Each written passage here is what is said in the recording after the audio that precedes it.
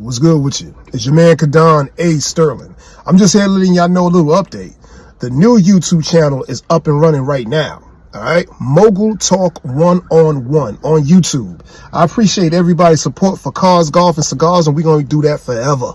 But this new channel is for the business people. It's for the entrepreneur people. It's for the hustlers. That's what it's about. So go to YouTube, subscribe to that new channel also, Mogul Talk One-on-One.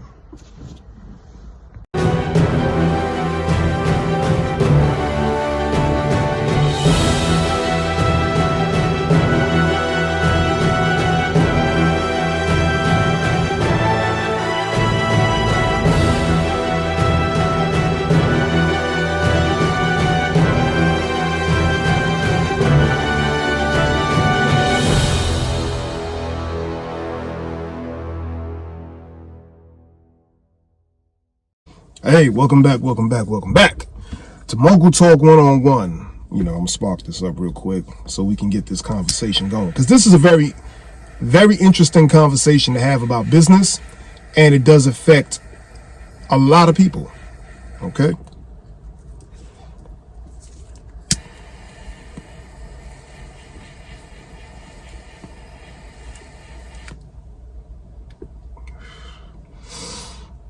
Yeah. Okay. Let's take care of the business first. Don't forget to check me out also on Cars, Golf, and Cigars right here on YouTube. Just Cars, Golf, and Cigars on YouTube. That's my other channel. You can go over there, and I want to thank everybody for supporting that channel and everybody who's supporting this channel right now, and all the good feedback that I've been getting from people who are saying, man, thank you for starting a business channel. Thank you for starting a channel for entrepreneurs. And man, salute to y'all. I appreciate y'all, for real, for real. All the apparel, like you see me wearing one of these right here, hustle. You can get it on Etsy, etsy.com. In the search bar, one word, Mogul Mindset, all together. That's where my store is located, and that's where you can purchase all your apparel for entrepreneurs. I try to design things and come up with phrases that make you understand what your day is supposed to be about, make you feel a certain way when you wear it, and most importantly, represent yourself correctly when you're walking into any establishment. You're seen before you are heard. So represent yourself correctly, you know? So I definitely feel that the apparel that I put together is made for those people, the Mogul Mindset individuals. You know, I want people to know what I'm about. And it's a conversation starter. People will walk up to you and be like, I like that. What do you do? And when they do that, you better have a comeback immediately. You know, you got to be quick with it. When they ask you, what do? You got to be able to detail it very, very quickly. What do you do? What are you about? And what's going on with you professionally? Now, we got that out the way. Now let's get into this topic. Maybe 2 years, this is 2023. So I think in 2021 is the first time President Biden sat down and talked about signing an executive order to actually put together an order that will actually regulate non-competes. So that's never been done before.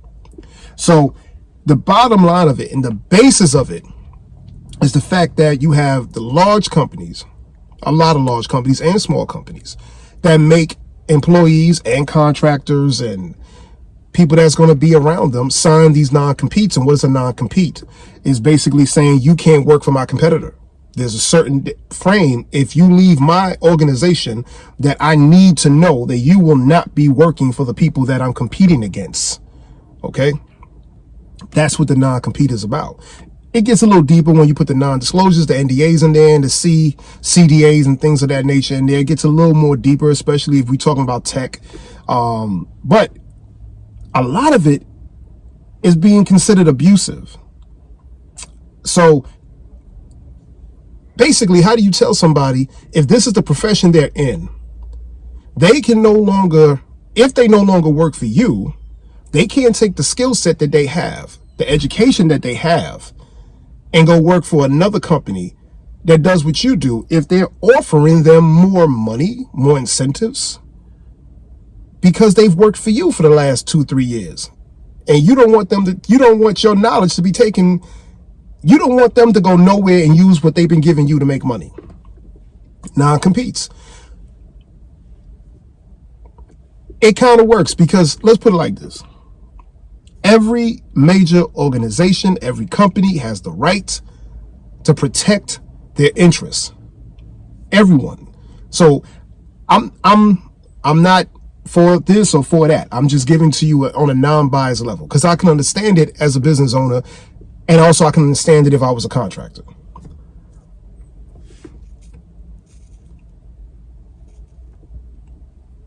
Let's get to the stats. 16 to 18%, I would say 16 to 20% of all people in this country sign non-competes when they start new occupations. Okay? That's realistic. Some companies won't even allow you to start operating with them or start working with them unless you sign on the day. You won't even get the job until you sign that day. You don't even have time to think about it. It's immediately, this is what you need to do to work here. What President Biden is putting in place or thinking about doing, and I think he tried to sign it in, or he first started talking about 2021, but I think they really started to put the paperwork together in July of 2022, the executive order to basically say some of this stuff needs to be regulated. And I want the FTC, the Federal Trading Commission, to monitor non-competes with these big, large cap companies and make sure they're playing by the rules, that they're not being abusive with their non-competes with their employees. Now, let me give you something on a smaller scale that might make sense to you. And this went to court, okay?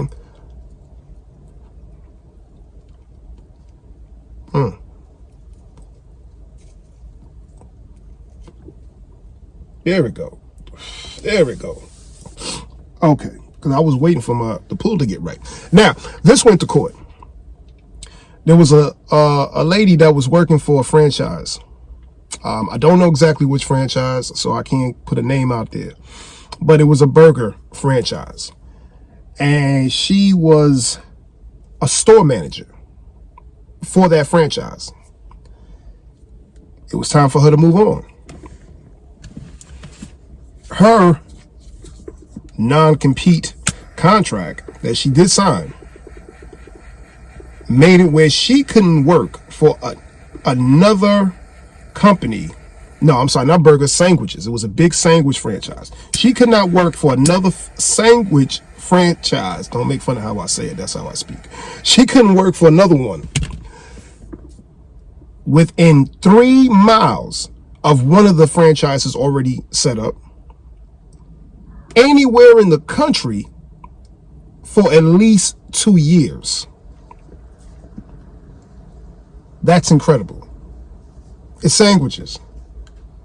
So she could not work anywhere that made sandwiches basically for at least 2 years because she signed a non-commit that said I wouldn't work for no others. She signed it at the time, but that's the business she was in. That's the business that she knows. And it was hindering her from creating income for herself.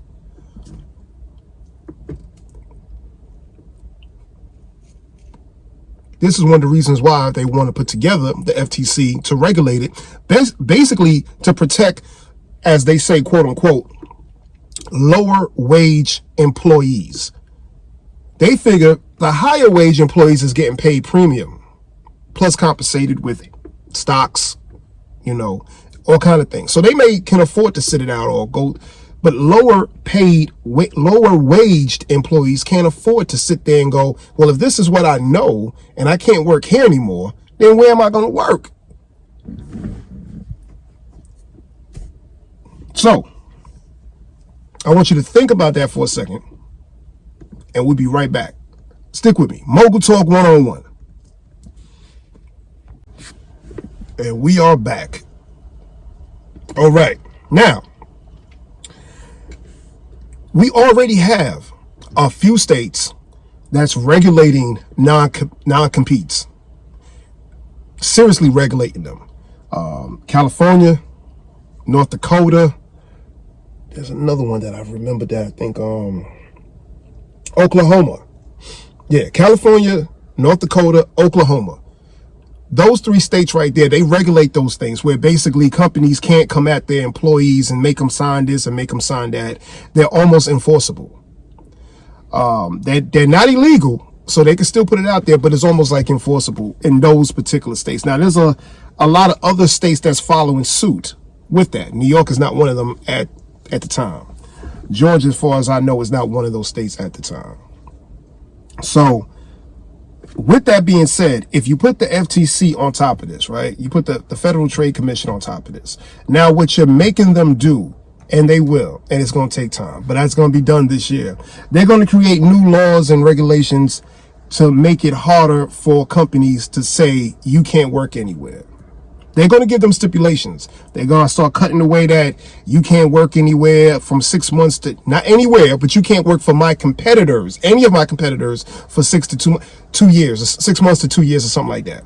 And they want to see who's actually enforcing that. Because what it comes down to, they're saying if it's creating a hardship. So say you're a contractor and you get a job with Apple, Amazon, any one of those. Okay, they bring you in to do whatever you do. You're a tech person, IT, ADP, whatever. Is it right if you move on from that, if you get a better job, a better opportunity, to say, I can't work with y'all?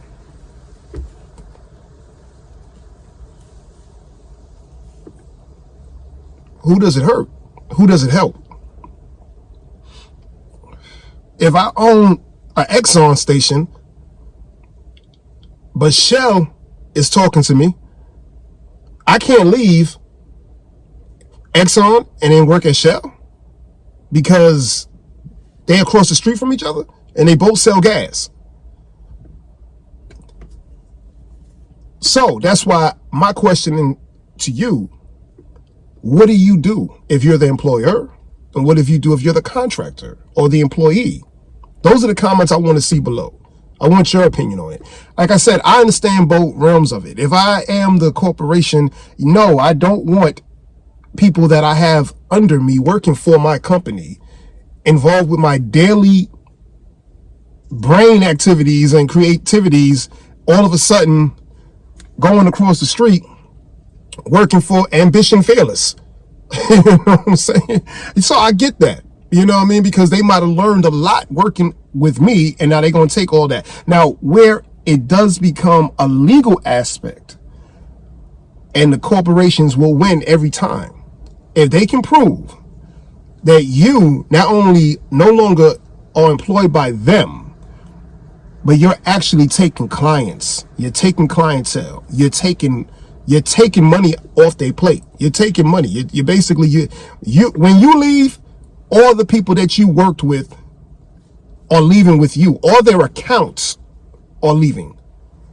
That's where they can stop you at. Right there. You leave, you got to start fresh. You can't use the accounts that you already created working for that company.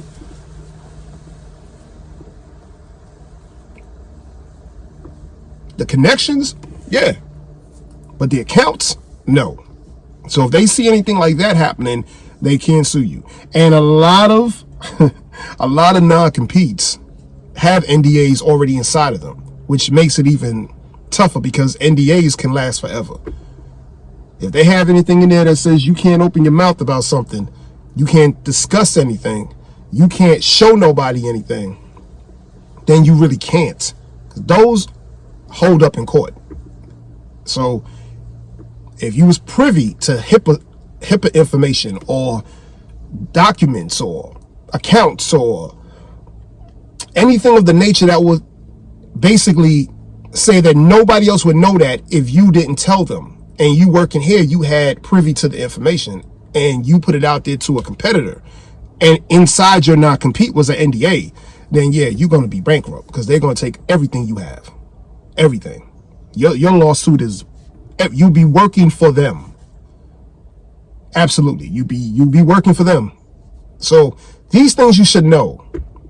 Okay. So non-competes moving forward. Non-competes was always a big deal. But in this country, competition is how the country grows. Right? Competition is how the country grows, as far as I can remember. You know, how does it not grow if we don't compete? So they're trying to get it back to that, where people can compete on a fairer scale without stipulations. You know what I'm saying? So let me know what you think. Let me know if you've ever signed a non-compete. Let me know if you would have people sign a non-compete that work for you.